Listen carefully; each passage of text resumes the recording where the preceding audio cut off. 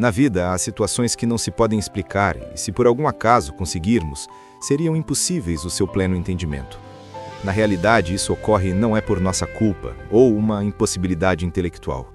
Não, nada disso. Mas eu acredito que seja pelo fato de haver mais coisas entre o céu e a terra do que pode imaginar nossa vã filosofia. Veja bem, não há como entender a lógica do ódio, da raiva ou das perseguições, das outras pessoas que têm contra nós ou até mesmo que nutrem ocultamente em relação a gente, apenas pelo simples fato de existirmos. Parece que essa é a única lógica plausível que encapsula um sentido para tais sentimentos e atitudes. E nesse caso, o conceito é bem simples. O outro fará questão de nos prejudicar em qualquer oportunidade que tiver disponível. Contudo, caso não a tenha, ele mesmo se empenhará feito louco para criar essa oportunidade que satisfaça seu desejo macabro de destruir você ou, na melhor das hipóteses, de causar algum prejuízo, mesmo que isso signifique algum dano ou perda para o agressor. No entanto, minha história tornou-se um bom exemplo desse tipo de persecução, em que por descuido ou por ingenuidade minha, deixei o mal invadir meu espaço, sem nem mesmo notar sua presença. Me chamo Henry, tenho 32 anos. Sou sócio proprietário da Skinners IA, uma empresa que atua no ramo de segurança de dados.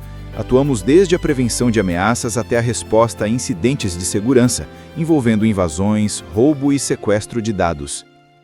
Essa minha história com Cynthia não se iniciou agora, como alguns podem até pensar, mas começou há cerca de 20 anos atrás, quando eu ainda morava nos campos dos Goitacazés. Meu pai havia conseguido transferência para o município de Gramado. Naquela época, tudo foi muito difícil para mim. Eu não entendia o motivo pelo qual deveria me mudar e deixar meus queridos avós, nem tampouco os meus primos e amigos. Deixá-los todos para trás era abrir mão de tudo que eu gostava. E também pelo fato de ter que morar num lugar em que praticamente não conhecia ninguém. Na realidade, eu não tinha ninguém conhecido morando por lá. Mas o que me parecia ruim tornou-se bem pior, porque também não conhecia ninguém da nova escola, e a forma como eu cheguei, depois das férias do meio do ano, assim, do nada, não só dava medo em mim, como também pânico, principalmente se você tem 12 anos. Contudo, mesmo com tantas desventuras, foi nessa escola de base que conheci Cynthia, que estava com seus 11 anos de idade. Quando cheguei, a professora me apresentou como aluno novato, recém-chegado em Gramado, e que todos deveriam dar boas-vindas. Na realidade, poucos me perceberam. Alguns alunos até esboçaram uma reação, mas ficou por isso mesmo. Eu já estava me sentindo bastante apreensivo e, com aquele desprezo coletivo, tive vontade de voltar para casa. Mas nesse exato momento em que estava prestes a desistir, Cynthia se levantou e me pegou pelo braço. Colocou uma cadeira junto à sua e me pediu para sentar próximo a ela. Eu parecia um náufrago que havia encontrado uma pequena ilha em que poderia sobreviver. Ela tinha 2 tranças em seus cabelos castanhos. Muito alegre e comunicativa, começou a me apresentar suas amigas de sala: Daisy, Sueli, Bia, Rosa, Cecília e muitas outras. Alguns meninos também vieram falar comigo e quando chegou o intervalo foi uma farra só. Parecia que eu estava em outro ambiente. Todos riam, brincavam, comiam, falavam. Comecei a me sentir parte daquilo também. Quando terminou a aula, fiquei esperando minha mãe. Como sempre, ela trazia capa, cachecol, até um gorro ela trouxe. Rapidamente coloquei tudo aquilo dentro da mochila e pedi para não passar aquele mico ali, na frente da escola. Minha mãe riu e pegou somente o cachecol, pois no meio de agosto ainda faz muito frio em Gramado, e ela não queria que eu pegasse um resfriado. Percebi que a maioria dos alunos estavam usando cachecol, então coloquei aquilo, muito a contragosto, mas coloquei para não ter que usar o gorro. Quando estávamos saindo, minha mãe cumprimentou uma senhora que estava entrando também na escola, Dona Villaneide, que morava próxima à minha casa. Como se fosse brincadeira do destino, Dona Vila era mãe de Cynthia, e quando sua filha apareceu no portão, fiquei tão feliz que a abracei sem nem pensar. Nossas mães apenas riram, e Cynthia não entendeu nada. Foi então que eu expliquei que havíamos chegado na noite anterior e que eu morava próximo à casa dela. Foi então que Cynthia começou também a pular de alegria e voltamos para nossas casas bem contentes com aquela novidade. Conversávamos feitos loucos e por muitas vezes nossas mães pediram para diminuirmos o ritmo. Parecia até que nos conhecíamos de longas datas. À medida que o tempo passava, mais próximo de Cynthia eu ficava. Ela era minha única amiga na rua e na escola. Sempre que tinha uma oportunidade, ela me apresentava a todos seus conhecidos e muitas vezes nosso grupo de escola combinava de se reunir na casa dela.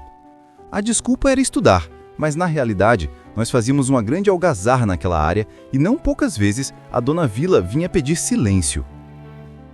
Embora estivesse próximo ao fim do semestre letivo, acredito que tudo acabou sendo muito divertido e, com a ajuda de meus novos amigos, consegui ter uma adaptação menos dolorosa.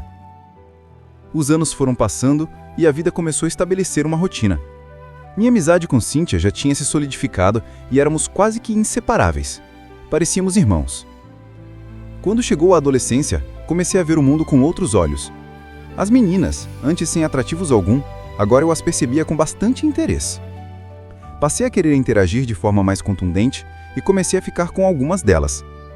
Cíntia também se interessou por outros garotos, inclusive por um amigo meu. Levávamos uma vida bem comum para adolescentes secundaristas. Mas, quando completei 17 anos, uma chave interna dentro de mim girou. Não sei como e nem tampouco o porquê. Nesse dia, cheguei na casa de Cíntia cedo e ela me recebeu com um grande e largo sorriso, como sempre fazia. Mas naquela manhã, esse gesto me pareceu mais vívido, sublime. Parecia completamente diferente. Estava igual, mas diferente. Tudo nela era diferente. Seu cabelo, antes bagunçado, agora bailava ao sopro do vento. Seus olhos, antes pequenos e comuns, agora reluziam um brilho de intenso fulgor. Seu sorriso era tão lindo que eu queria guardá-lo somente para mim. Ela estava simplesmente deslumbrante e linda. Meu coração pulou de um sobressalto e, de repente, tive um pouco de receio de falar algo ou alguma coisa que ela não gostasse ou que soasse de modo idiota. Coisas que eu nem ligava, agora era de extrema importância. Mas o estranho de tudo isso era que, até o dia anterior, nós estávamos disputando quem arrotava mais alto, e agora eu estava verificando se minha roupa estava suja ou amassada. Mas para Cíntia, parecia que nada havia mudado. Ela me abraçava, me empurrava, beliscava e xingava igual, como sempre foi. Mas eu estava ali, me policiando, temendo ser inoportuno. Tudo aquilo não fazia o menor sentido para mim. Cíntia era minha amiga, e eu queria que isso continuasse assim. Contudo, aquele sentimento era forte. Nunca havia sentido daquela forma. Era algo que me dilacerava por dentro, me rasgava. Eu tentava me conter, mas por algumas vezes eu parecia um bobo, que ficava quase babando ao ouvi-la falar. Pior de tudo é que ela nem percebeu, e por várias vezes chamou minha atenção porque eu estava muito disperso, com a mente longe. Eu apenas sorria e dizia que não era nada, apenas cansaço. Porém, dentro de mim estava uma ebulição de sentimentos, algo próximo a explodir. Como se não bastasse toda aquela minha angústia, eis que surge na porta, vindo do nada, Ricardo, o primo de Cíntia. Ele já havia estado ali alguns anos atrás, mas agora tinha chegado para visitá-la. Cíntia simplesmente me abandonou ao relento e correu em direção àquela figura nefasta. Ambos se abraçaram e conversaram vorazmente. Parecia até a última conversa de suas vidas. Tentei não me importar, juro que tentei. Mas eu estava descobrindo um sentimento até então desconhecido por mim e menos ainda por Cíntia. Ele a abraçava e beijava suas mãos. Cada gesto era como um punhal. Nesse momento fiz o que qualquer um em meu lugar faria.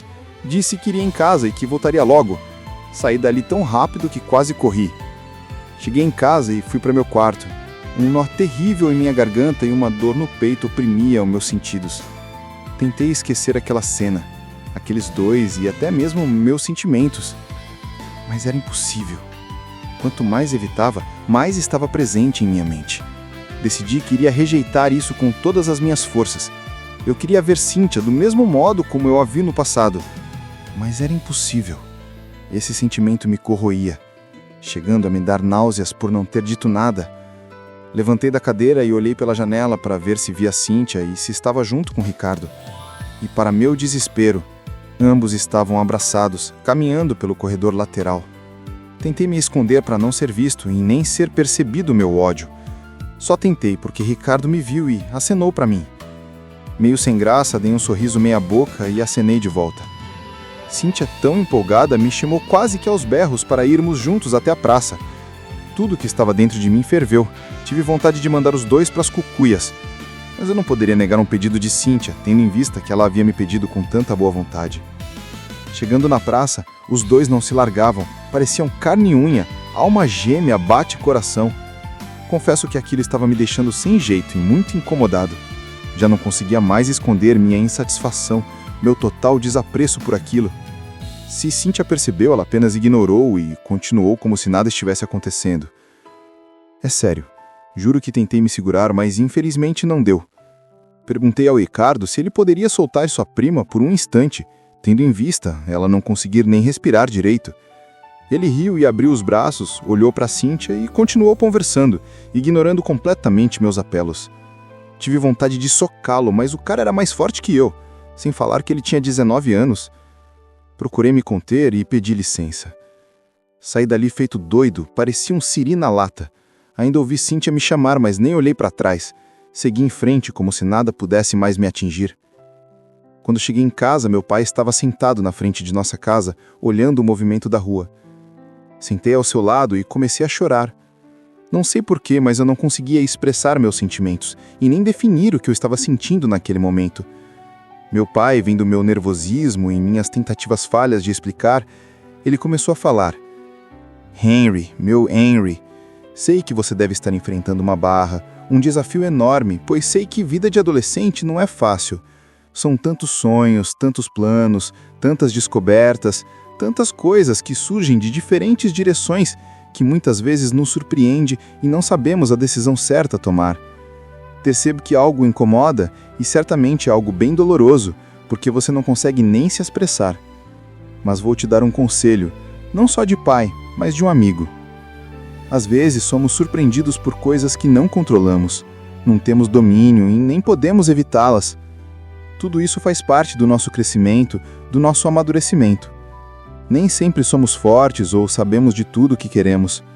E muitas vezes criamos confusão na nossa mente, sem razão ou motivo algum.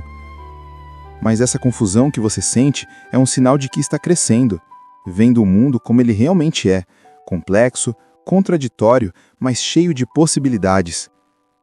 As relações humanas não são tão simples ou cabem apenas numa mera explicação.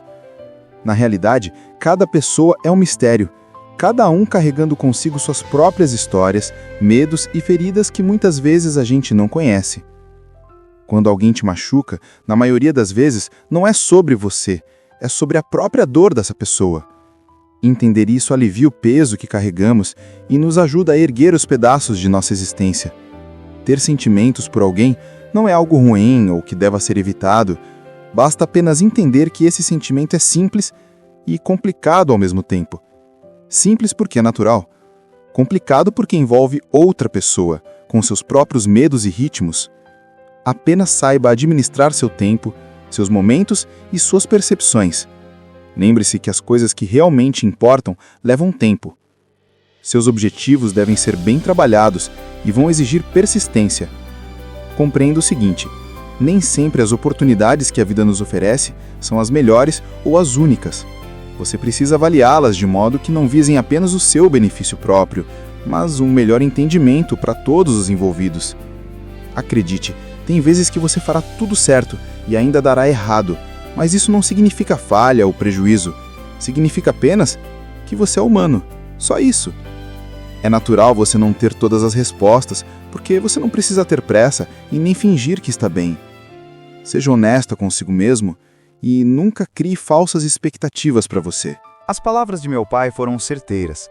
Clarearam um pouco a minha mente. Talvez eu estivesse apressando as coisas e me colocando numa situação que com certeza poderia ser evitada. Procurei esquecer tudo aquilo e espairecer a cabeça. Mas a imagem de Cíntia era forte. Eu até conseguia começar algo e quando menos esperava, eu estava feito besta lembrando de como eu achava linda. No final do dia, Cíntia foi até minha casa e quando me viu perguntou se eu estava menstruado ou algo assim. Eu apenas ri, porque ela tinha a capacidade de me desarmar com apenas alguns de seus sorrisos. Sabe o que foi estranho? Não foi o fato dela ter me procurado para saber como eu estava, mas foi o fato de eu saber que ela viria me ver. Ela me abraçou e eu correspondi àquele abraço caloroso. Enquanto mais ela me abraçava, mais eu correspondia. Senti então lágrimas em meu pescoço e um certo constrangimento de Cíntia. Não procurei fazer nenhum tipo de piada ou brincadeira, pois senti se tratar de algo sério. Continuei a abraçando e com bastante calma, perguntei o que havia acontecido. Se o Ricardo havia dito algo inconveniente que a chateou. Ela não falou nada, mas meneou a cabeça em negação. Passei minhas mãos sobre seus cabelos, senti seu cheiro suave. Por um breve momento, percebi que aquele cheiro me acompanhava desde meus 12 anos, que era tão presente em minha vida que já não mais o percebia. Senti o cheiro tão profundamente que encostei meu rosto em sua cabeça e mergulhei em minhas lembranças.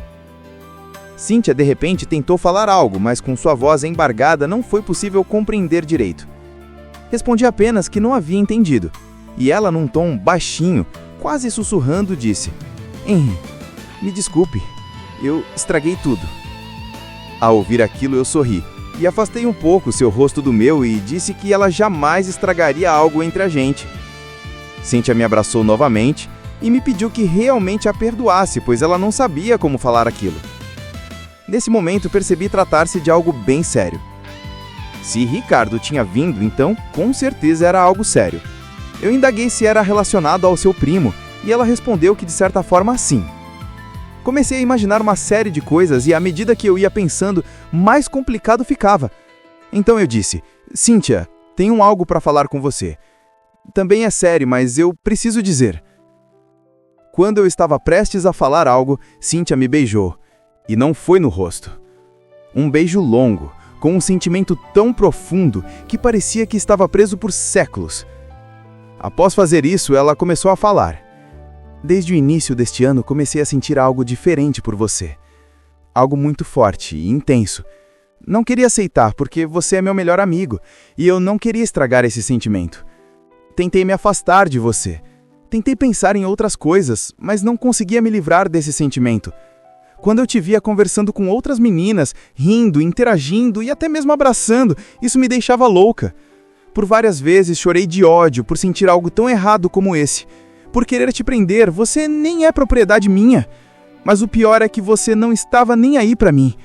Parecia que eu era invisível, pelo menos nesse sentido. Isso me maltratava muito. Ninguém mais me interessava. Nenhum garoto, nada. Só tinha sentimentos por você. Só conseguia pensar em você. Mas esse sentimento não era igual aos outros. Era intenso e calmo. Eu me sentia bem em sentir. Me sentia completa, sem medos. Mas eu olhava e não via esse mesmo sentimento em você. Parecia que eu jamais seria alguém que fosse percebida por você de outra forma, a não ser como amiga.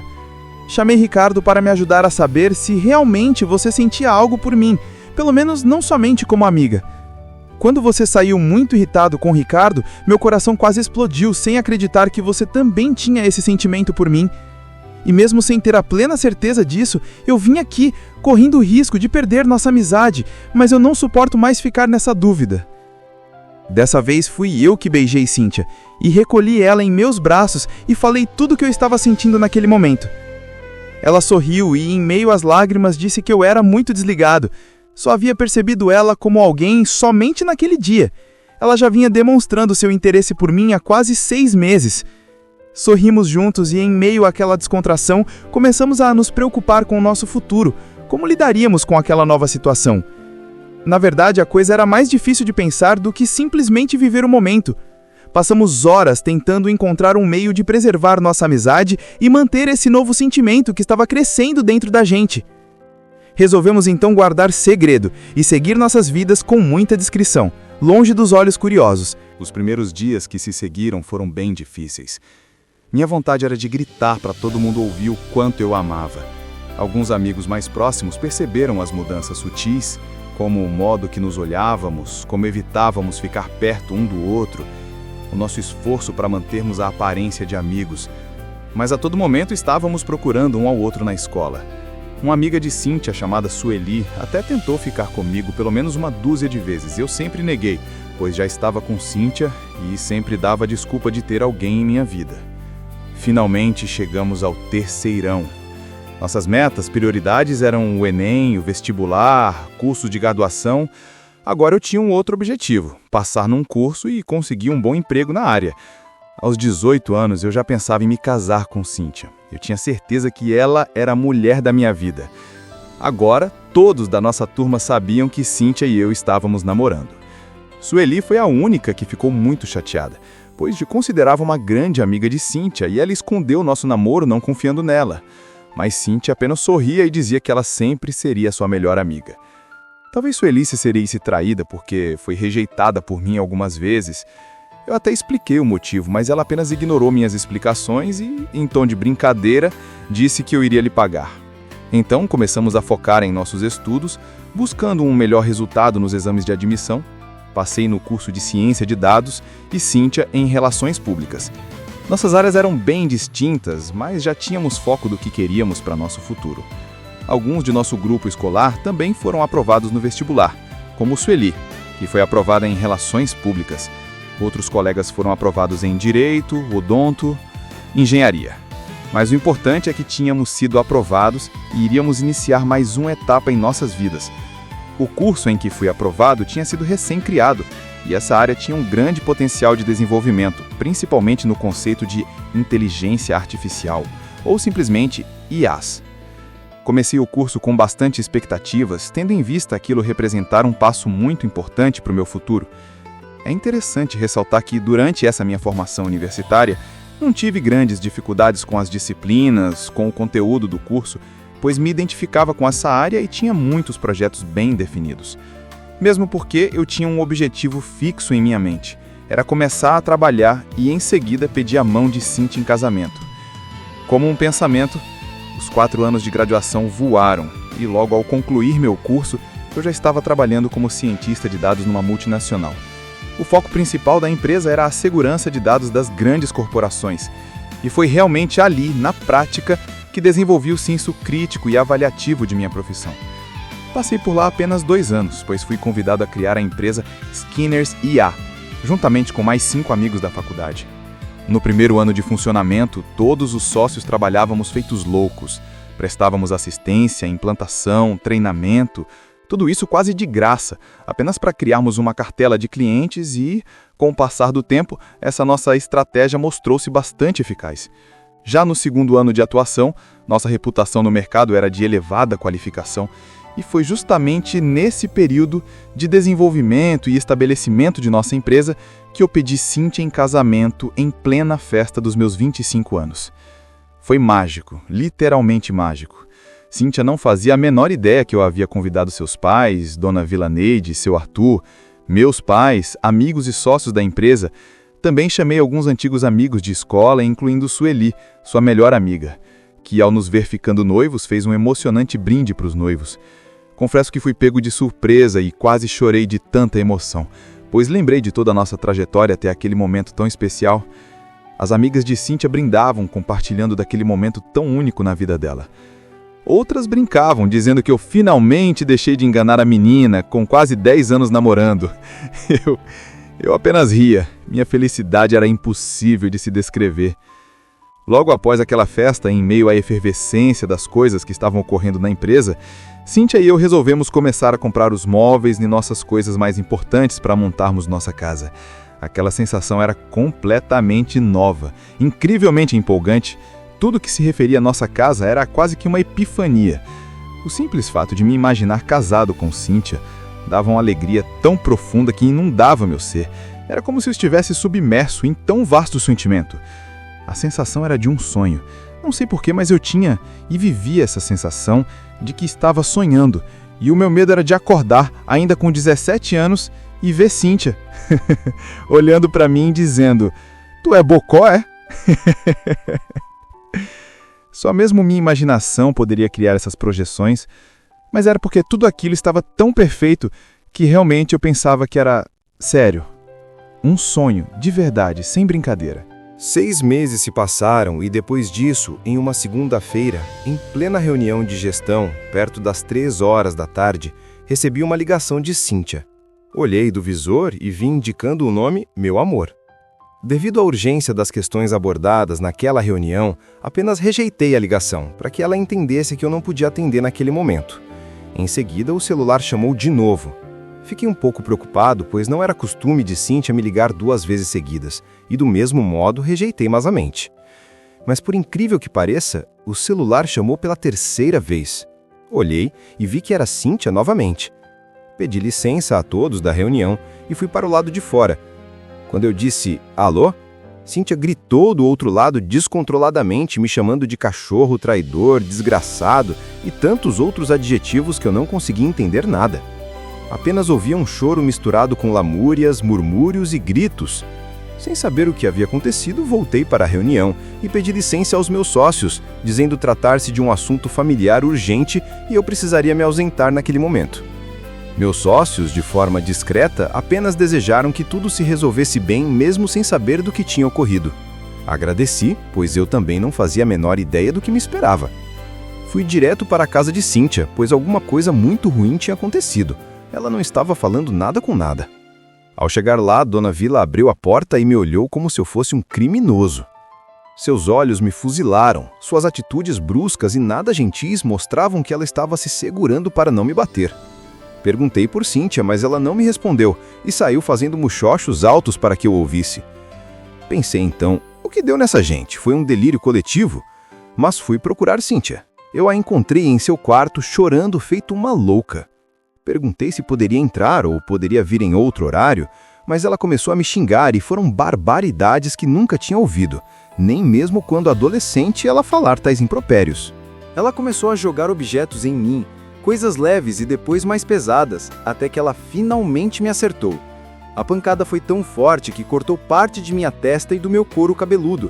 Não sabia o que dizer, o que fazer, apenas segurei fortemente minha cabeça para parar o sangramento e comecei a falar de modo mais enérgico, querendo realmente saber o que eu havia feito de tão grave. Peguei um pano, acho que era uma camisa de Cíntia, fiquei fazendo pressão para pelo menos tentar entender o que havia acontecido. Mas Cíntia não conseguia falar nada, apenas chorava, feito uma desesperada. Com toda aquela confusão, Dona Vila veio e me pediu para que eu saísse dali. Como eu estava ferido, concordei e disse que mais tarde eu voltaria, para pelo menos entender o que havia acontecido. Dali mesmo fui para o pronto-socorro.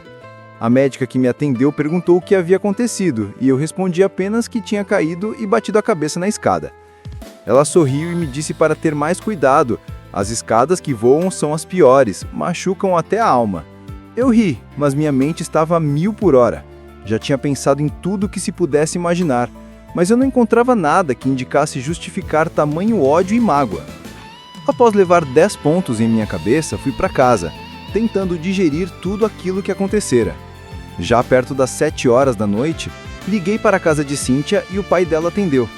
Perguntei ao seu Arthur se eu poderia ir até a casa deles para conversar com Cíntia, pois não havia entendido nada e nem fazia a menor ideia do que tinha causado tamanho estrago nos sentimentos de Cíntia. Seu Arthur, sempre comedido e calmo, pediu para que eu procurasse. Fui até a casa dele e o encontrei do lado de fora, sentado na sua área, me esperando. Ele me pediu para que eu sentasse e que ele iria conversar comigo. Concordei e sentei. Seu Arthur então falou: "Caro Henry, você sabe que o tenho como um filho, e sempre compreendi seus sentimentos por minha filha. Sei que às vezes podemos cometer erros. Claro, não somos isentos disso. Às vezes magoamos as pessoas que nos amam, e isso é um fato. Não sei o que acontece entre você e Cíntia. A vida particular de vocês pertence somente a vocês. Mas, filho, se relacionar com outra pessoa já tendo um compromisso com minha filha, isso é imperdoável, pois confiança, uma vez quebrada, é difícil obter novamente." As palavras de seu Arthur faziam todo sentido. Finalmente eu sabia do que estava sendo acusado. Sim, concordei com seu Arthur sobre a questão da confiança, mas eu não havia traído Cíntia com ninguém, mesmo porque estávamos montando nossa casa e iríamos nos casar no final do ano. Seu Arthur, já perdendo a paciência comigo, disse que Cíntia tinha um vídeo em que eu estava aos beijos com outra mulher, na Galeria Via São Marcos. Tentei argumentar com seu Arthur dizendo que estava numa reunião a tarde toda e só havia saído para ver Cíntia. Ele não quis me ouvir, disse apenas que eu deveria conversar com Cíntia e resolver essas pendências e respeitasse a decisão dela. Fiquei em estado de choque com aquelas palavras, mas disse que respeitaria qual fosse a decisão de sua filha. Entrei na sala e encontrei Cíntia sentada no sofá, longe de objetos cortantes. Perguntei como ela estava, e com um furor tão grande, ela respondeu que muito mal. Como a situação estava controlada, perguntei tranquilamente para ela: "Vejo que você está um pouco mais receptiva agora. Quando eu vim hoje à tarde, eu não fazia ideia do que se tratava. Somente agora eu soube do que estou sendo acusado. Mas como eu disse hoje, eu estava em reunião desde meio-dia. Só saí de lá quando você me ligou pela 3ª vez. Eu não estive no São Marcos e nem andei por perto. Estive preso no trabalho o dia todo, principalmente à tarde." Ela não me respondeu. Apenas ligou seu celular e me mostrou o vídeo.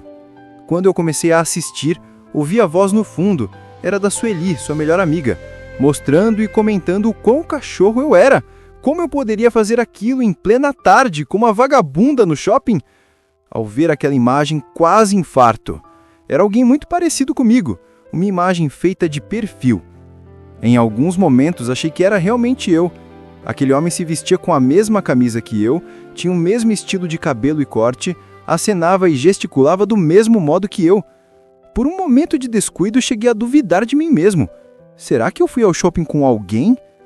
Mas de repente, o homem da filmagem começou a beijar aquela mulher, que por acaso eu nunca tinha visto na minha vida. Enquanto eles se beijavam, ele olhava para o telefone e, num gesto bem caricato, desligava. Em seguida, ele fez o mesmo gesto e desligou novamente. Na terceira vez, aquele homem atendeu e, como tomado de surpresa, levantou-se desesperado. Olhou para todos, para os lados, levantando-se de modo abrupto, beijou a mulher e saiu apressadamente. Eu assisti quase 5 vezes tentando identificar alguma coisa que mostrasse que não era eu. Mas o homem da imagem não olhava para Sueli. E, quando ia mostrar o rosto, ela tirava a câmera, como se estivesse se escondendo para não ser percebida. Naquele momento me bateu um desespero tão grande que comecei a pedir que ela se acalmasse e que não tomasse nenhuma decisão por impulso. Se ela me desse pelo menos um mês, eu conseguiria não só provar que aquilo era falso, como também expor as más intenções de Sueli. Cíntia tomou o celular de minha mão aos berros. Gritou, voltou a chorar, berrou, disse que nosso compromisso não existia mais e que eu fizesse bom proveito de minha vida de solteiro. Pedi para que ela desse um tempo, até eu conseguir provar que tudo aquilo era uma armação. Mas Cíntia não conseguia me ouvir. Ela estava possessa de ódio. E num gesto tão grande de fúria, ela pôs as mãos na cabeça e começou a falar. Henry, quando te conheci, pensei que você era o homem da minha vida, a pessoa mais maravilhosa do mundo. Pensei que ao seu lado eu nunca iria vivenciar algo parecido com o que estou passando agora. Você não apenas me decepcionou, você me arrasou, me destruiu. Cada fragmento do meu ser virou pó. Restou somente o vazio. Não consigo olhar para você sem sentir raiva, ódio de mim mesma. Como pude ser tão trouxa e manipulada por você? Como fui tão cega que nunca percebi nenhum desvio de conduta como esse? Você e essa vagabunda devem passar o tempo todo falando mal de mim, comentando o quanto eu sou otário e estúpida. Henry, como eu te amava. A dor maior é que eu nunca pensei em fazer nada disso com ninguém, somente com você. Agora eu olho e te vejo fazendo isso, e o pior, sem o menor remorso nos olhos. Faz quanto tempo isso? Desde a faculdade, o colégio ou o quê? Eu ouvia tudo aquilo calado, tentando encontrar alguma coisa para me apoiar, mas não havia nada. A dor que eu sentia era tão forte que mal podia caber em mim. Tentei argumentar, me explicar, mas sempre que eu falava que não tinha sido eu, mais ódio eu via nos seus olhos. Pensei até em assumir aquilo para ver se conseguia pelo menos conversar, tentar reajustar essa decisão tão dura. Mas ela foi firme. Não consegui dissuadi-la do seu intento. No final, ela pediu para eu vender nossas coisas e repassasse o valor que ela havia também empregado na compra de nossos móveis, casa e tudo mais. Levantei dali caído, sem chão. Parecia um morto-vivo. Quanto mais eu pensava, menos entendia. Eu sempre tratei bem a Sueli, nunca fui um incômodo para ela, nunca tirei brincadeiras desnecessárias e nem tampouco dei algum tipo de esperança. Sempre achei ela um pouco atirada demais, oferecida e inconveniente. Ela era do tipo pegajosa. Como era amiga de infância de Cíntia, eu nem falava nada, apenas a ignorava e suas investidas só me causavam pena. Achava ela muito esforçada em fazer nada. Vivia num mundo só dela, rodeada de monstros de vento. Alguns de nossos amigos incomuns a chamavam de cabeça de vento, e o apelido menos ofensivo era Dom Quixote. Sempre pensei que era inofensiva, mas na realidade ela era a cobra mais peçonhenta de todas. Se fazendo de tola, de desentendida, mas era alguém que maquinava o mal diuturnamente, alguém diligente em destruir os outros. Não tinha certeza de quase nada, não sabia nem como havia feito aquilo, mas com certeza foi algo planejado e arquitetado por ela. Aquela cobra astuta havia planejado tudo nos mínimos detalhes. Ela sabia que eu tinha uma reunião, sabia que havia saído com aquela camisa xadrez. Ela havia planejado tudo com os mínimos detalhes. Nesse caso, isso demandaria tempo. Talvez seu objetivo tenha sido traçado ainda na festa do meu noivado. Agora lembro. Ela parecia deslocada, insatisfeita, reclamando de tudo. Era como se tivesse pago algo e não havia gostado. Quase no fim da festa, ela disse que todo homem não prestava, era só questão de tempo para mostrarem suas garras. Tudo fazia sentido, pelo menos agora. Depois, tentei conversar com Sueli, saber dela os motivos que a levaram a fazer aquilo. Mas ela simplesmente me acusou de tudo e afirmou que era eu mesmo na Galeria São Marcos. Eu disse que ela ainda iria engolir todo aquele mal, todas as palavras ruins, e que a justiça pode até tardar, mas nunca falhará. Ela deu um sorriso ensurdecedor e disse que era impossível. Que eu tentasse, um cristal quebrado nunca se restaurará novamente. Meu Deus, quanta perversidade há no coração humano. O que leva alguém a odiar o outro somente porque não suporta a sua felicidade? Qual o prazer de ver os outros sofrerem apenas para satisfazer seu ego inflado? Aquilo era pior que uma persecução penal. Não me davam o direito do contraditório. Com o fim de nosso noivado, nada me dava prazer. Meu trabalho tornou-se maçante, cansativo. Pensei várias vezes em vender minha participação na empresa, sair dali e ir embora para longe, sem olhar para trás. Então, no auge de minha confusão mental, tive uma conversa bem franca com Arnaldo e Eduardo, os sócios majoritários de nossa empresa. Expliquei minha situação e eles concordaram que eu precisava de férias e me deram 6 meses para eu ajustar minhas ideias e depois decidir se queria vender ou não. Agradeci a compreensão de ambos e me afastei de minhas atividades. Nesse tempo, voltei para a casa de meus avós, nos campos de Goitacazes. Aquele cheiro de campo, dos cuidados de meus avós, parecia realmente um sonho. Lembrei da grande felicidade que eu tinha quando estava noivo de Cíntia e o medo que me dava em pensar que tudo aquilo era um sonho. Pois é, acordei. E não foi com a idade de 17 anos, foi com 25 anos. Sem emprego, sem noiva e vivendo com os avós tentando fugir dos problemas. Contudo, foi nesse período que consegui me reintegrar com minhas raízes, com meu eu do passado. Encontrei em minha velha cidade antigas amizades que estavam adormecidas com o tempo. Comecei a ter um vislumbre do que eu teria me tornado se não tivesse me mudado para Gramado. Mas, como eu estava submerso em minhas introspecções, não percebi o tempo passar. E foi num piscar de olhos que os 6 meses passaram. Voaram como se tivesse sido ontem. É claro que eu não tive tempo de reorganizar minhas ideias, nem tampouco ter uma outra estratégia para tudo aquilo. E apenas vivendo, como se o amanhã não existisse, entrei em contato com meus sócios e reafirmei meu desejo de vender a minha participação. Agradeci os anos que trabalhei ao lado de todos eles e que esse era um ciclo que se fechava em minha vida. Mas Arnaldo, sem deixar eu terminar minhas considerações, disse que isso era inaceitável. Ele ia me dar o tempo que eu achasse necessário para pôr a cabeça no lugar e que eu não tomasse nenhuma decisão por impulso. Concordei com meu velho amigo, mas em relação a tudo isso, era muito difícil para eu retroceder dessa minha decisão.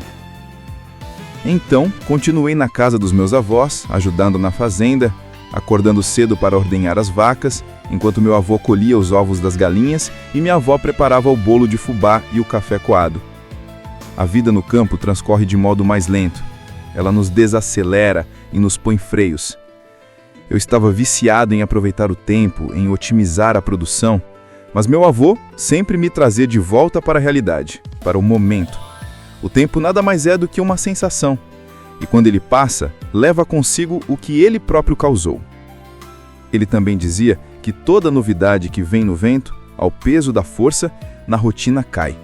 E é na monotonia do pensamento que, em busca de outra novidade, se vai. Eu achava interessante o modo como meu avô via a vida. Era totalmente diferente do meu pai. Enquanto meu avô defendia uma vida livre de preocupações, mais simplista e apenas encarando as impossibilidades como algo inerente ao propósito de viver, meu pai dizia que quem sabe faz a hora, não espera acontecer. Eles eram 2 polos diferentes de percepções distintas. Eu fui criado nessa dualidade de pensamentos. Contudo, sempre pendia mais para o lado do meu pai. Ao amanhecer, minha avó disse que a doutora iria nos visitar naquele dia. Era apenas uma consulta de rotina, que faziam a cada 6 meses, e como não estavam se sentindo muito bem para ir até a cidade, solicitaram a visita domiciliar do médico da família. Eu disse que estava tudo bem. Quando ela chegasse, eu chamaria por eles. Então, perto das 10 horas, enquanto eu fazia a limpeza dos currais, um carro do Ministério da Saúde chegou. Desceu uma jovem muito bonita e simpática, parecia médica, e juntamente com ela, um enfermeiro e um motorista. Eles se aproximaram e se apresentaram.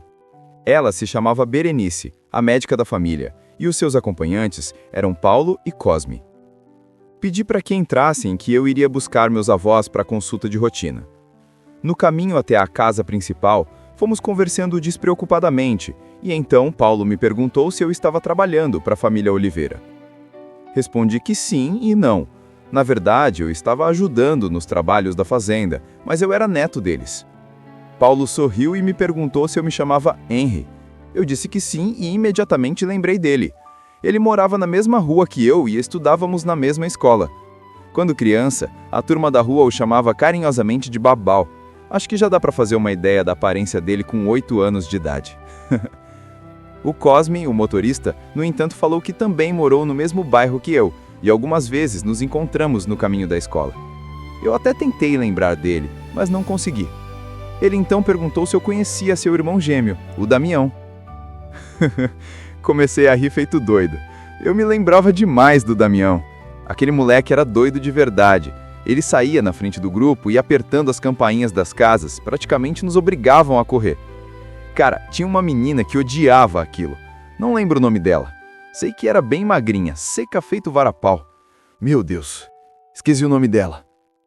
A doutora Berenice, com um meio sorriso nos lábios, estendeu sua mão e disse: "Prazer, sou a seca feito varapau." De repente, meu sorriso foi murchando e ficando sem graça. Já não ria mais de engraçado, mas de nervoso. Berenice deu um sorriso tão espontâneo que todos nós caímos na gargalhada também. "Você se lembra que me chamava de Beré, cara de picolé?" perguntou ela. Ainda sorrindo, eu disse: "Beré? Não me lembro de nada disso não. Talvez porque eu fosse muito criança e não percebesse a pessoa maravilhosa que você já era." Ela apenas sorriu, tentando passar algumas mechas de cabelos para trás da orelha. Quando eu vi, foi quase involuntário o meu comentário. "Puxa, Beré, você precisa sorrir mais, porque você fica mais linda ainda." Ela ficou um pouco sem jeito, mas disse que eu era mesmo um mulherengo. Não podia ver uma mulher que já lançava essas cantadas tão comuns. "Meu Deus, Beré, é apenas um elogio, sem nenhuma segunda intenção. Apenas aceita que é de verdade", respondi a ela. Até chegar na casa principal, nós 4 conversávamos e nos lembrávamos de nossa infância, de como tudo era novidade para nós. Jamais imaginaríamos nos encontrar 17 anos no futuro, daquela forma, tão espontâneo quanto casual. Entramos na sala da casa principal e chamei por meus avós, que ao verem a doutora Berenice, abriram-se em sorrisos e abraços. Parecia até um ente querido que tinha vindo visitá-los. Da mesma forma, Berenice, que não somente os abraçava, como também os beijava. Então, olhando para ela, disse: "Que recepção calorosa é essa de vocês, hein?" Berenice então explicou que há alguns anos atrás ela tinha vindo iniciar o programa governamental médico da família e os Oliveiras ficaram na sua rota de atendimento.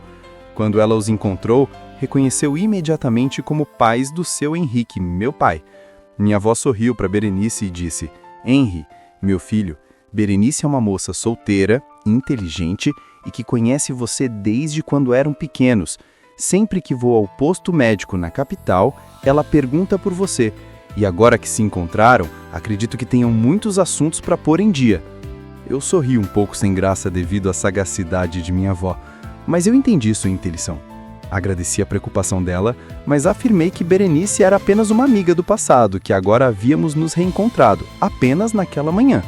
Meu avô, sempre calado, deu um leve sorriso e com um sutil movimento das sobrancelhas, meneava a cabeça em direção à doutora. Realmente eu ri, daquele seu jeito nada discreto. No entanto, minha avó, sem a menor sutileza, tentava chamar minha atenção para a doutora, falando que ela era linda e solteira e outras coisas. Para poder acalmá-los, disse que gostaria que todos os nossos visitantes ficassem para almoçar comigo, pois eram nossos convidados. Senti um certo ar de satisfação no olhar de Berenice. Parecia que ela já estava esperando por isso. Quando nos reuníamos para o almoço, conversávamos sobre nossa época de criança. Paulo disse que nunca havia saído de Goitacazes, pois temia pela saúde frágil de sua mãe. E num tom bem jocoso, disse que a véia já tinha enterrado seu pai, que era bem mais saudável que ela, e as suas tias, que eram bem mais novas, todas partiram. Cosme riu lembrando dela jogando água na rua para espantar os meninos que brincavam de bola em frente à sua casa. Já Berenice disse que não ficou muito tempo. Depois de minha partida, sua família mudou-se para a capital fluminense.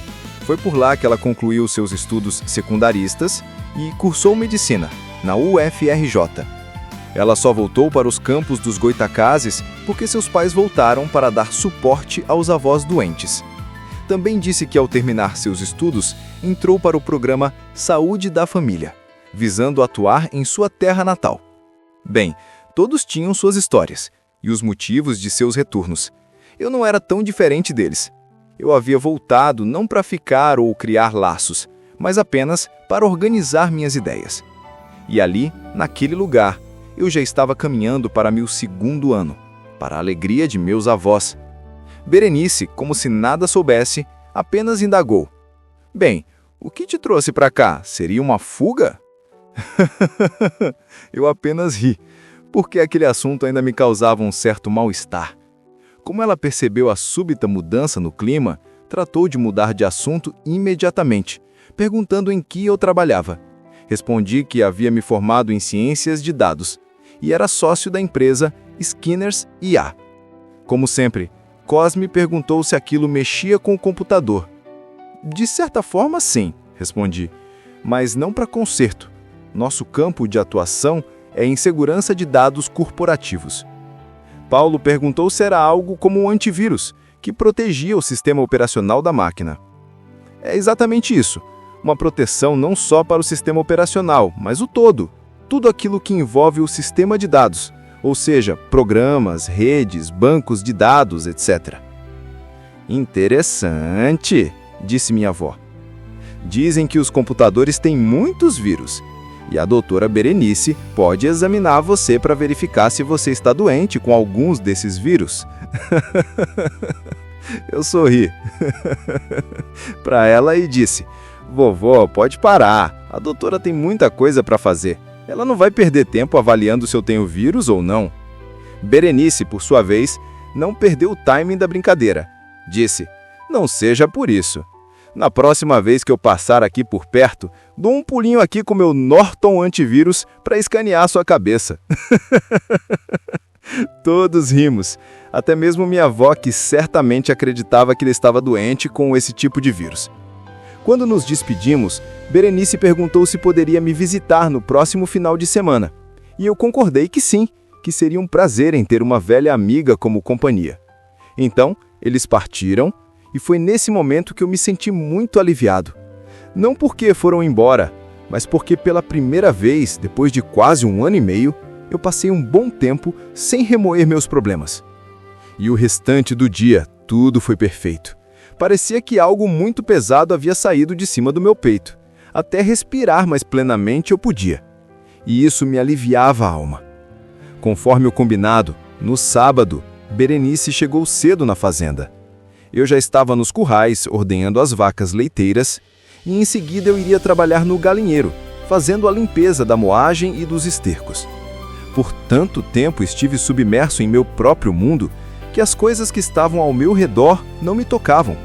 Não conseguia perceber o quanto a vida simples traz paz para a alma. Ela me ajudou a levar o leite até a casa principal e, com suas botinas de vaqueiro, percebi que ela tinha vindo preparada para a labuta. E assim passamos o dia juntos, conversando, compartilhando experiências, e aos poucos ela foi entrando e quebrando as barreiras construídas por mim dentro de meu ser. Cada encontro era uma nova expectativa, um novo paradigma a ser quebrado. Sua presença passou a ser mais constante. E em um desses nossos encontros, minha avó convidou a doutora para ficar na fazenda por algum tempo. E ela, sem a menor cerimônia, aceitou. e naquele mesmo dia fui ocupar o quarto de hóspede da casa principal da fazenda. Só que os dias convivendo com Berenice foram bem agradáveis e confesso que por muitas vezes me senti atraído por ela. Mas o problema é que sempre que eu me aproximava para um contato mais íntimo, ela me rejeitava. Às vezes era bem sutil e em outras com bastante veemência. Mas aquilo causava em mim uma fascinação por ela. Quanto mais eu queria conhecer, mais eu queria sentir, mais a desejava. Era como se ali eu pudesse saciar uma sede que há muito tempo eu sentia e que me consumia, uma necessidade de amar e ser amado. Por isso e por tantas outras coisas, passei a admirá-la como amiga, como profissional, como pessoa e principalmente como mulher. No fundo, eu sentia que ela era uma porta que poderia me tirar desse mundo nebuloso em que me encontrava, e embora tivesse muita certeza sobre o que eu sentia, confesso que ainda tinha muito medo e receio de iniciar um novo relacionamento, mas eu sentia que deveria tentar. Nossos dias na fazenda nos aproximaram mais. Quanto mais perto eu ficava dela, mais intensos ficaram meus sentimentos. É claro que eu ainda sentia uma resistência dela em relação a mim, mas estávamos em um ritmo lento, nos conhecendo aos poucos, e eu, com certeza, não iria desistir assim, tão fácil. Também queria ver até onde ela conseguiria manter toda aquela rigidez emocional. Certa vez, no momento de descontração entre nós, eu tentei beijá-la, mas como sempre, ela me rejeitou e passou um sermão daqueles. É verdade que fiquei um pouco constrangido, pedi desculpas e prometi não mais tentar fazer aquilo novamente, sem seu consentimento, é claro. Disse também que somente a beijaria se ela me pedisse, não como um pedido qualquer, mas que fosse do mais profundo de sua vontade, como se a vida dela dependesse daquilo. Ela apenas riu e disse que se isso dependesse dela para acontecer, com certeza eu jamais tocaria em seus lábios. Eu a abracei e beijei sua fronte, e olhando para os seus olhos eu disse: "Esse é o máximo em que eu posso chegar para te beijar, a não ser que você peça, não, me implore para eu te beijar, só assim atenderei seu pedido." Então, rimos bastante daquele drama mexicano em que estava se tornando as nossas vidas. Nos dias que se seguiram, eu sentia que Beré estava cada vez mais amena em relação às minhas investidas. O que antes era apenas uma saída estratégica às minhas tentativas frustradas, agora eu percebia não haver tanta resistência ou convicção em suas ações. Às vezes eu a abraçava e sentia muita vontade de beijá-la, mas eu me segurava, pois eu queria que ela pedisse por isso, não importava o quanto eu quisesse. A minha vontade não iria prevalecer. Por várias vezes percebi que suas defesas estavam totalmente caídas, mas ela continuava resoluta em não pedir. Eventualmente, eu aproximava meu rosto do dela, chegava bem próximo de seus lábios, sentia sua respiração ofegante, mas eu não a beijava. Ficamos nesse jogo de gata e rato por algum tempo, mas ela não cedia, continuava renitente em não pedir, mesmo não possuindo mais nenhum motivo para isso. Mas o que era interessante de tudo isso é que ficávamos juntos o dia inteiro. Ela não ficava longe por um só momento. Contudo, nos dias em que havia atendimentos, ela saía quase aos empurrões.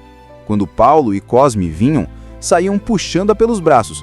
Parecia criança quando não queria ir para a escola. Mas quando ela estava na fazenda, fazia questão de me ajudar nas tarefas do dia. Confesso que tudo isso me fazia um imenso bem. Por muitas vezes me sentia livre novamente e queria que aqueles momentos nunca passassem. Contudo, eu sabia o motivo pelo qual eu não me envolvia, e acho que esse era também o motivo pelo qual ela me rejeitava. Naquela situação em que eu estava, em que a qualquer momento poderia ter uma recaída e trazer Beré para o fundo do poço junto comigo, não, isso não. Era maldade demais para uma pessoa tão maravilhosa quanto ela. Eu tinha muito receio de magoá-la, talvez por isso eu não investisse nesse possível relacionamento. Embora eu tivesse minhas dúvidas quanto ao seu descaso em relação a mim, mas eu respeitava essa tênue vontade que ainda aprendia a razão. Certa noite, meus avós, junto com toda a capatazia da fazenda, ficaram reunidos na varanda da casa principal. Havia muitas pessoas, e todas riam e contavam muitas histórias ali. Era um evento que todos os moradores das cercanias vinham somente para acender a fogueira, assar milho e contar causos. Percebi que a doutora estava mais reflexiva do que o normal. Ela pouco interagia e, em alguns momentos, parecia entediada. Ela se levantou discretamente, sorriu e falou com algumas pessoas e desapareceu pelo corredor da varanda. Procurou um ambiente mais tranquilo e se recostou, como se tentasse se esconder de alguma coisa. Por um tempo, deixei Berenice ficar sozinha consigo. Talvez estivesse reorganizando suas ideias, mas passado alguns minutos, fui procurá-la. Eu a encontrei num lugar afastado e escuro. Ela se balançava num velho banco de madeira que meu avô tinha construído para os seus netos. Ela me chamou e pediu para que o acompanhasse naquele momento tão nostálgico. Eu sorri, porque naquele banco eu havia caído várias vezes, e meu pai tinha me proibido de sentar ali sozinho. Falei isso para a doutora, e ela disse que estaria tudo bem, ela iria me acompanhar no balançar do banco e caso eu caísse ela me trataria. Apenas rimos para dar uma quebrada naquele clima de velório. Ficamos ali contemplando o luar e as estrelas, e quebrando o silêncio imperioso que havia se instalado entre nós, eu disse: Beré, eu queria te agradecer por tudo que tem feito por mim. Você não faz ideia de como isso tem me feito bem. Graças a você, percebo que ainda há vida no fundo do poço e que há esperança para mais vil criatura quebrantada. Beré deu um esboço de sorriso, meneou a cabeça e disse: Henri, você que não faz ideia do que fez por mim. Quando eu voltei para Goitacazes, estava simplesmente arrasada, emocionalmente quebrada, sem chão. Na capital, eu estava envolvida com um médico e juntos tínhamos planos de nos casarmos. Até planejando ter filhos nós estávamos. Passamos 2 anos entre namoro e noivado. Começamos a nos preparar para o casamento, comprando e projetando móveis, reformando o apartamento para deixar a nossa cara. Tínhamos tudo definido, pois tínhamos certeza do que queríamos. Pelo menos era o que eu pensava. Até que certo dia ele me chamou para conversarmos. Eu pensei que fosse algo sobre alguma compra ou mudança de planos sobre a reforma do apartamento, mas para minha surpresa, você consegue imaginar o que era? Acho que não dá nem para fazer ideia. Aquele canalha me chamou para dizer que nosso noivado estava cancelado. Sim, exatamente isso que você ouviu. O idiota me chamou para comunicar o rompimento de nosso noivado. De tão nervosa que eu estava, disse que a gente cancela uma compra, uma coisa que não quer mais, mas um noivado. Ele estava tão perdido nas palavras que não conseguia formular uma frase audível. Perguntei o que havia acontecido e ele, tão covarde, não teve a decência de me dizer o motivo de nosso término. Apenas resmungou algo sobre diferença de gênios, pensamentos, sei lá o quê. Somente no dia seguinte que vim entender o que havia acontecido com aquele babaca. Recebi a visita da antiga namorada dele. Ela, pelo menos, sentiu que deveria me contar a história deles.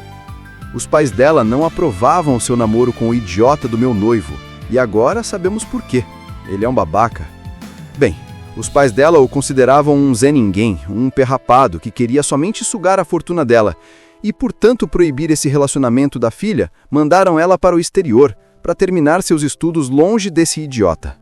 Nesse tempo, ele foi aprovado em medicina, fez residência médica e agora trabalha no Hospital das Clínicas.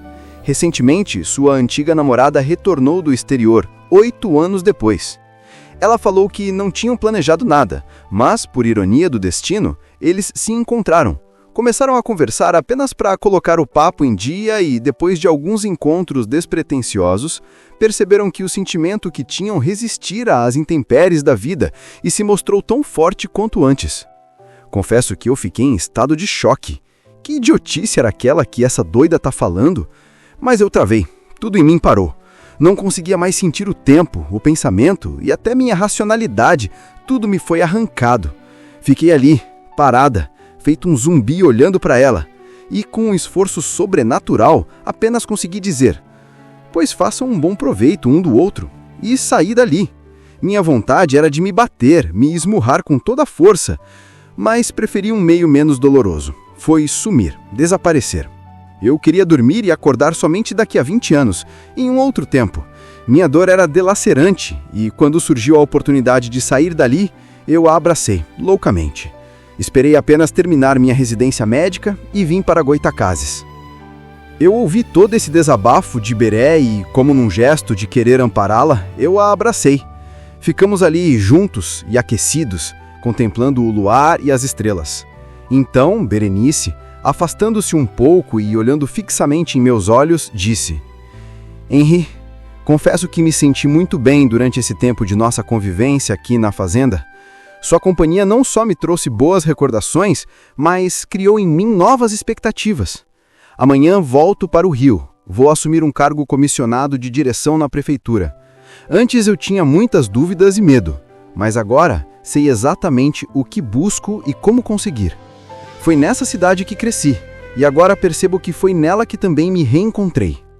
Queria muito poder retribuir seu carinho, sua afeição, pois definitivamente eu também sinto, e com muito mais intensidade. Por muitas vezes quase cedi às suas tentativas, mas algo não me permitia fazer. Sei da sua dor, conheço sua história e também pelo que você passou, mas fugir nem sempre é a melhor opção. Sinto um desejo muito forte por você. É um sentimento que me domina e aos poucos vai me tirando a racionalidade. Se caso eu continue por aqui, com certeza eu cederei, mesmo meu ser me dizendo que isso é algo muito errado. Eu não espero que você goste de mim ou me ame como alguém tão importante como foi sua noiva, mas eu entrar num relacionamento sem garantias é incorrer no mesmo erro que já cometi antes. E a única certeza que tenho é que sempre vem e traz consigo as antigas novidades perdidas no vento. Pendências do seu passado sempre colocarão dúvidas no seu futuro, e tentar construir algo com essas pendências, com certeza é brincar com o destino. Toda a minha vida eu pautei na solidez das minhas ações, nos resultados advindos das minhas decisões. Mas neste exato momento, meu ser está muito confuso, principalmente porque estou prestes a ceder e jogar tudo pro ar. Nesse momento queria não ser tão racional quanto antes, mas ao mesmo tempo queria poder desfrutar de você e me jogar de cabeça, me entregar a esse sentimento sem preocupações e anseios quanto ao amanhã. Mas quando o vejo tão perdido em seus próprios pensamentos e com um olhar que pede socorro, eu tenho certeza que seu coração ainda está engramado. Para você seguir em frente, será necessário resolver essas coisas do passado, remover as ataduras que o estão prendendo lá. Nem sempre as decisões corretas são as melhores ou mais fáceis de se fazer. Para eu abrir mão desse meu sentimento por você, tive que me negar, ir contra tudo o que sinto e o que poderíamos sentir ou construir juntos. Mas o que eu quero é algo mais sólido, porque, em todo caso, sempre haverá esses pormenores clamando por solução, exigindo o seu último ato. Não quero viver numa roleta russa, não quero ser o lamento futuro de alguém, isso nunca mais. Sei que você, neste momento, encontra-se vulnerável, e eu, como sua amiga, não posso permitir que tirem proveito disso, e até mesmo eu também me incluo nisso. O conselho que eu dou a você é que enfrente seus fantasmas do passado. Não os alimente ao ponto deles consumirem você. Busque pelo menos ter a certeza de que finalmente poderá se relacionar com outras pessoas sem carregar a culpa do passado. Perdoe-se a si mesmo. Parta do princípio que você errou em não ter percebido as más intenções dos outros, mas se lembre que todos erram. Não se culpe por isso. Às vezes, os outros também têm culpa. Não atribua para si as impossibilidades da vida como se houvesse um meio ou uma forma de as resolver. Nem sempre as coisas são para serem resolvidas naquele momento. Talvez o tempo possa trazer alguma novidade. Pense no que eu disse. Quando realmente você estiver pronto para assumir um novo compromisso, eu estarei esperando. Lembre-se, navegar é preciso, viver não é preciso. Depois de ouvir palavras tão sinceras e honestas, disse então para ela: Veré, como eu gostaria de tê-la encontrado em um outro momento da minha vida, como eu gostaria de retribuir esse mesmo sentimento e em igual intensidade. Você já percebeu o modo que estou agora? Só o vazio. Meus dias aqui eram monótonos, massivos, angustiantes e sem vida. Quando cheguei aqui, nada conseguia me tocar. E justamente nesse momento de clausura involuntária, reencontrei você, e por um breve momento pensei que poderia sair de onde me encontrava. Uma fagulha de esperança brotou, e foi nessa esperança que quis me firmar. De verdade, eu queria desesperadamente remover essa dor que aflige e dilacera meu coração. Mas o passado sempre vem, como uma visita inoportuna, adentra e ocupa todo o meu eu. Convivo com essa inquietude e não vejo como sair dela. Quer dizer, não via, pois me julgava impossibilitado de sentir algo.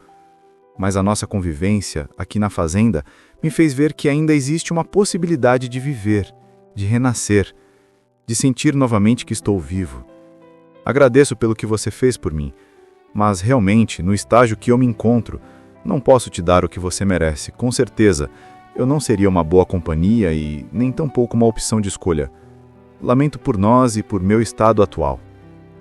Nesse momento, Beré, muito emocionada, me abraçou novamente. Ficamos ali, sem querer nos soltarmos, apenas desfrutando da presença e do calor humano um do outro. Contudo, convictos de que nossa amizade era sincera e sem filtros. Eu senti que ali poderia ser eu mesmo, sem esconder meus medos, minhas neuras e fragilidades. Ali eu não seria julgado ou condenado por isso. Pouco tempo depois, minha avó, com um sorriso gigantesco nos lábios, veio nos chamar para a ceia. Nos levantamos e abraçamos a vozinha, que cuidadosamente também nos apertava junto aos seus ombros. No dia seguinte, Berenice se despediu, e antes de partir, me aconselhou a solucionar as pendências, pois já havia passado tempo demais. Eu, meio sem jeito, concordei, dizendo que eu iria fazer exatamente isso. Talvez demorasse um tempo mais, contudo, eu iria resolver e remover essa sombra do meu caminho. Falei para ela que, se eu a procurasse, era porque tudo tinha ocorrido conforme o seu conselho, e que poderíamos ter um futuro juntos. Mas se eu não entrasse em contato, era porque já havia escolhido outro caminho. A única certeza que eu tinha era que iria resolver tudo aquilo, custe o que custar. No fundo, tanto eu quanto Berenice sabíamos que nossa história, sem nem mesmo ter um começo, chegava ao fim. Ela apenas disse que entendia e estaria torcendo para que eu me encontrasse, ou encontrasse um caminho que pudesse me libertar. E ali nos despedimos, sem choro, lamento ou tristeza. No mês seguinte, voltei para Gramado para assumir meu posto na empresa e definir novos rumos de minha vida.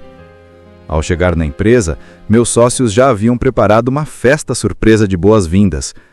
Nossos colaboradores vieram e comemoramos meu retorno. Agradeci a todos e disse que aquela página havia sido virada, e o nosso propósito agora era de expansão. Quando a festa terminou e retornamos aos escritórios, Alfredo veio até mim e perguntou se tudo realmente tinha sido resolvido ou ainda estava acontecendo recaídas. Eu sorri para meu velho amigo e disse que, nesses 2 anos longe, me fizeram milagres. Com certeza não havia solucionado aquele problema definitivamente, mas tinha plena confiança de que aquilo já não me afetava como antes. Ele então disse: "Cara, fico feliz por você, mas os negócios não podem esperar. Recentemente, a empresa fez parceria com a multinacional Canadian Corporation e estamos precisando de alguém competente para assumir um cargo corporativo na sede da companhia, no Canadá." Eu nem esperei ele terminar de falar. Disse que aceitava com imenso prazer. Aquela era a oportunidade que eu queria, voltar a trabalhar com o que sei, mais longe da influência daquele ambiente. Na semana seguinte, viajei para o Canadá, com a promessa de voltar dentro de 2 anos. Eu estava deixando para trás um assunto inacabado e muito difícil de se resolver. E eu acreditava que aquele tempo, estando focado no meu trabalho, poderia me abrir novas ideias ou dissipar de vez algumas pendências desagradáveis. Te conheci quando o mundo era simples. Teus olhos de criança brilhavam sem fim. Crescemos juntos, dividindo segredos. Crescemos no tempo, como se fosse num jardim. Tuas tranças viraram cachos soltos. Minha voz mudou, o peito acelerou. Trocamos beijos onde antes tinha abraços. E o menino que fui em homem se transformou. Mas por que o destino brinca assim? Põe o mundo inteiro na palma da mão. E num sopro de vento arranca de mim o que jurei ser minha única canção. Como aceitar que palavras vazias destruíram anos de verdade? Como engolir que mentiras sombrias matem a nossa eternidade? Eu grito pro céu, mas ele não responde. Será que o amor não vale mais que a dor? Acreditaste em quem se esconde e deixaste morrer o nosso amor.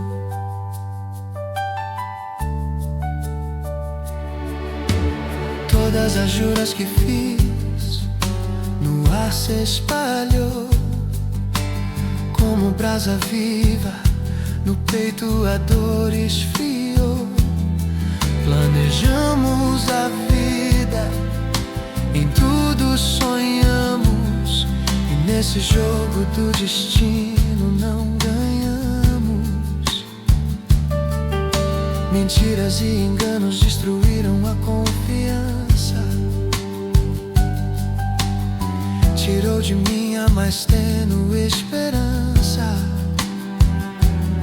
E sem querer me ouvir, fizeste-me partir. Agora vivo os meus dias todos sem sorrir. Mas por que o destino brinca assim? Põe o mundo inteiro na palma da mão, e num sopro de vento arranca de mim o que jurei ser minha única canção.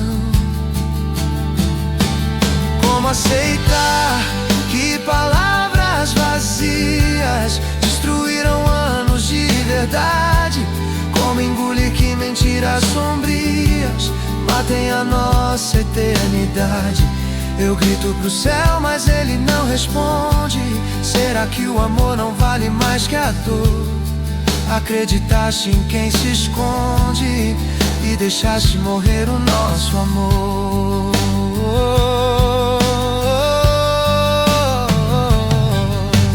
Talvez o destino seja apenas cruel, porque devo beber esse amargo fel. Pensei que o amor não cederia às maldades.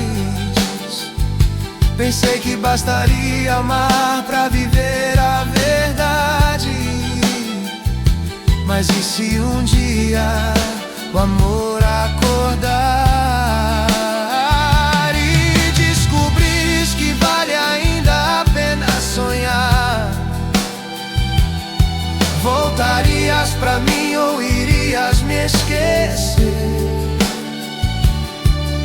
Pra mim é impossível esquecer você.